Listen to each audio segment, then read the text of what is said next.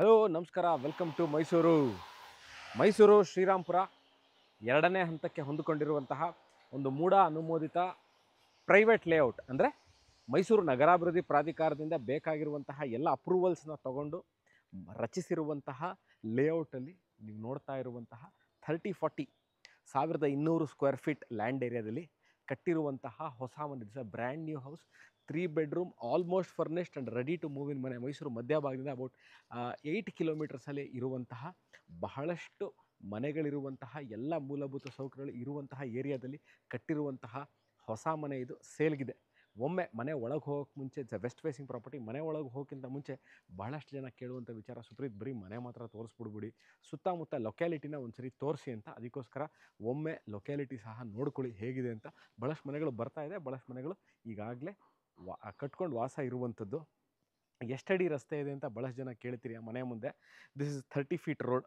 ಮನೆ ಮುಂದೆ ಇರುವಂಥದ್ದು. ನಾನು ಇವಾಗೇನು ನಿಂತಿದ್ದೀನಿ, ಮನೆ ಮುಂದೆ ಇರೋ 30 ಫೀಟ್ ರೋಡು.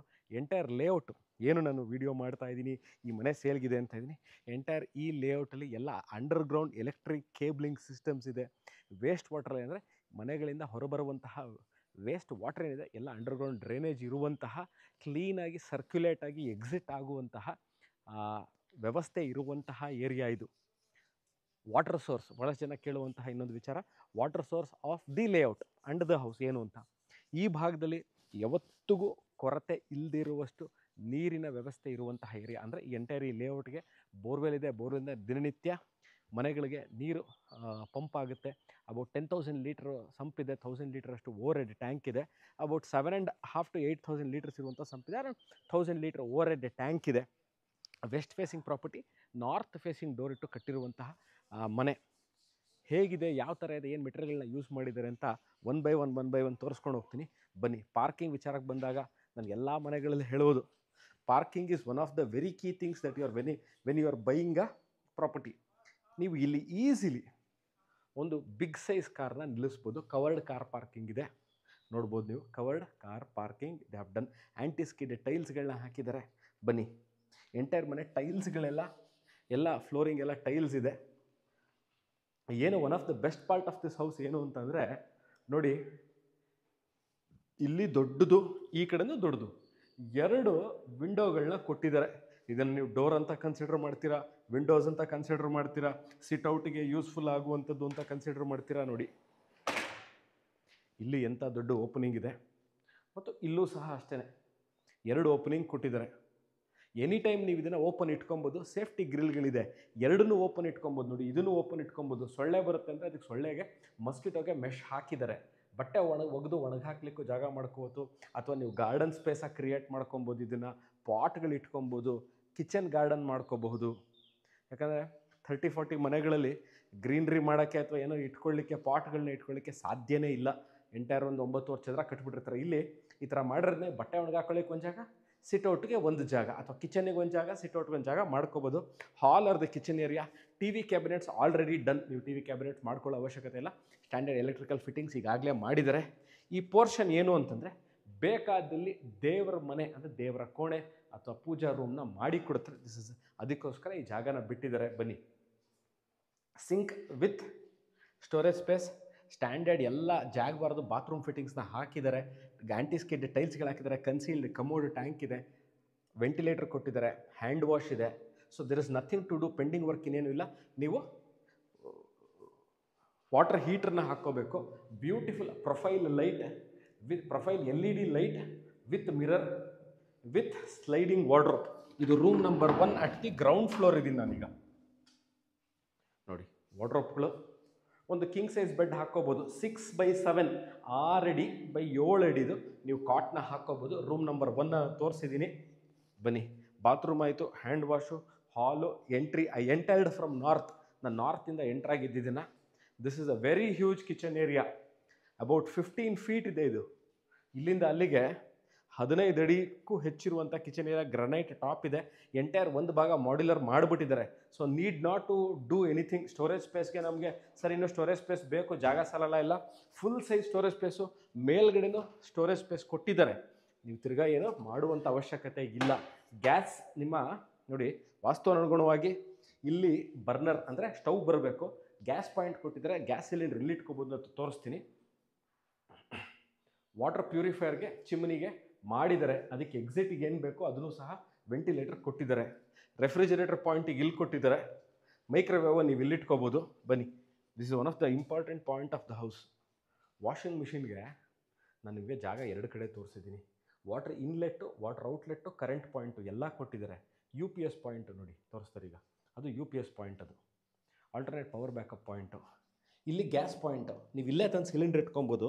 ಯಾಕಿಷ್ಟು ಇಲ್ಲಿ ಮಾಡಿದ್ದಾರೆ ನೋಡಿ, ಇವಾಗ ತೋರಿಸ್ತಾರೆ ಹೋಗ್ಬಿಟ್ಟು ಅವರು.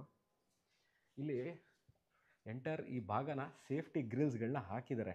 ಇಲ್ಲಿಂದನೇ ಎಂಟ್ರಿ ಆ್ಯಂಡ್ ಎಕ್ಸಿಟ್ ಯಾರ್ಯಾರು ಬರ್ಬೋದು? UPS ಸರ್ವಿಸ್ ಮಾಡೋರು, ವಾಷಿಂಗ್ ಮಿಷಿನ್ಗೆ ಬಟ್ಟೆ ಹಾಕಿ ಒಣಗಾಕೊಳ್ಳಿಕ್ಕೆ ದಿನನಿತ್ಯಕ್ಕೆ ಬರುವಂಥ ಹೆಲ್ಪರ್ಸು, ಆಮೇಲೆ ಗ್ಯಾಸ್ ಸಿಲಿಂಡರ್ ಇಡಲಿಕ್ಕೆ ಗ್ಯಾಸ್ ತೊಗೊಂಬರ್ತಾರೆ. ಅದನ್ನು ಎಲ್ಲಿ ಇದನ್ನ ತರೋದು, ಮನೆ ಒಳಗಿಂದ ತರೋದು ಬೇಡ ಅಂದರೆ ಇಲ್ಲೇ ಇಟ್ಬಿಟ್ಟು ಇಲ್ಲಿಂದನೇ ತೊಗೊಂಡೋಗ್ಬೋದು. ಸೇಫ್ಟಿ ಅಲ್ಲಿಂದ ಬಂದಿರೋಂಥ ಸಿಲಿಂಡರು ಸ್ಟವ್ ಪಾಯಿಂಟ್ಗೆ ಇಲ್ಲಿಗೆ ಬರುತ್ತೆ. ಸೊ ಬನ್ನಿ, this completes the ground floor. ನೀವು ಬಟ್ಟೆ ಇಲ್ಲೇ ಒಣಗಾಕೋಬೇಕು ಅಂತ ಇಲ್ಲ, ಅಲ್ಲೂ ಸಹ ಒಣಗಾಕೋಬೋದು.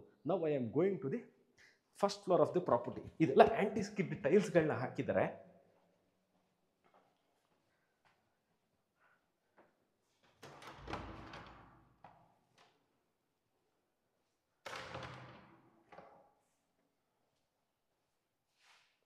ಇದು ರೂಮ್ ನಂಬರ್ 2, ಎರಡನೇ ರೂಮ್ ಇದು. ಇದು ಅಷ್ಟೇ ಕಿಂಗ್ ಸೈಜ್ ಬೆಡ್ ಹಾಕ್ಕೋಬೋದು. ಸ್ಲೈಡಿಂಗ್ ವಾರ್ಡ್ರೋಬ್ಗಳು ಕೊಟ್ಟಿದ್ದಾರೆ, ಕಿಟಕಿಗಳಿದೆ. ವೆಂಟಿಲೇಷನ್ಗೆ not at all a problem, ಬಹಳ ಚೆನ್ನಾಗಿದೆ. ಲೈಟಿಂಗ್ಸು ಅಷ್ಟೇ, ಇಲ್ಲೂ ಅಷ್ಟೇ ಎಲ್ಲ ಲೈಟಿಂಗ್ಗಳು ಆಗಿದೆ.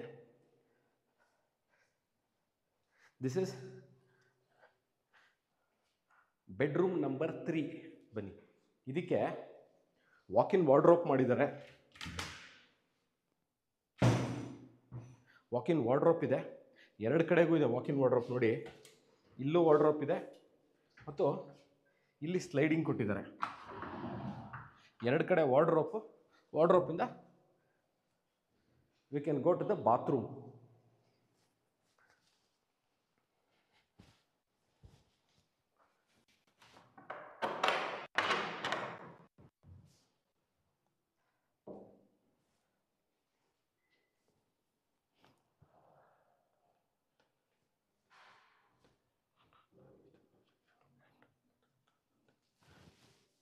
So this is living area at the first floor. ಇದು ಸಹ ನೀವು ಹಾಲ್ ಅಂತಲೇ ಕನ್ಸಿಡರ್ ಮಾಡ್ಕೋದು. Open to the balcony area. ನೀವು ನೋಡ್ಬೋದು, ಮೋರ್ ದೆನ್ 15 ಅಡಿ ಬೈ 15 ಅಡಿ ನಿಮಗೆ ಸಿಟೌಟ್ ಇದೆ ಇದರಲ್ಲಿ.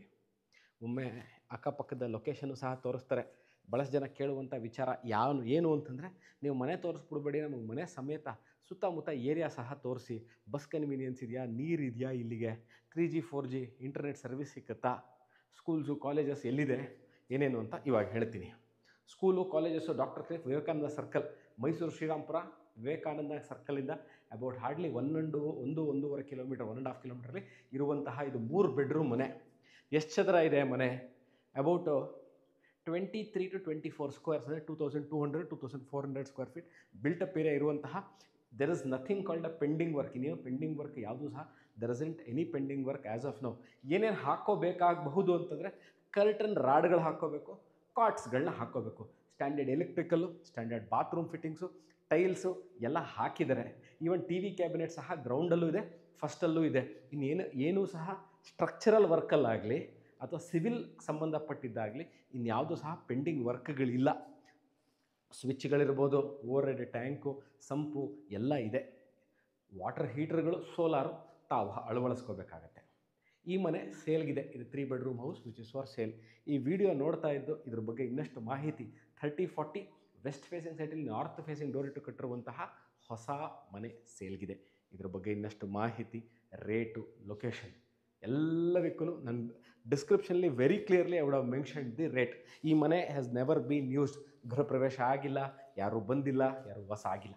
ಹೊಸ ಮನೆ. ಇದ್ರ ಬಗ್ಗೆ ಇನ್ನಷ್ಟು ಮಾಹಿತಿ you can call me. Thank you very much watching this video.